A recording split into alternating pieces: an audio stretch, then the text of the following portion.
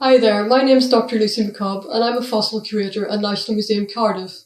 As part of our amazing astronomy weekend, I'm going to try and tell you about my favourite space object, this iron meteorite, in just 60 seconds. Here I go. I really love handling iron meteorites because they're cold to the touch and they're much heavier than you expect them to be. As a paleontologist, every time I handle a meteorite, I think about mass extinctions. There have been 5 of those in the history of the Earth, times when a large percentage of life has been wiped out.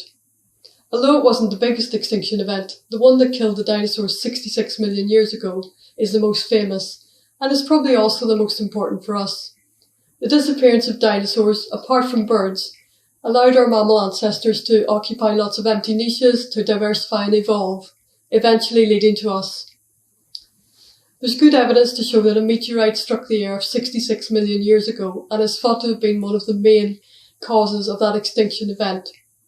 That meteorite is thought to have been a stony one rather than an iron one like this, but it's thought to have been at least 10 kilometres or 6 miles across. So handling even a small meteorite gives me a real sense of the frightening scale of that event.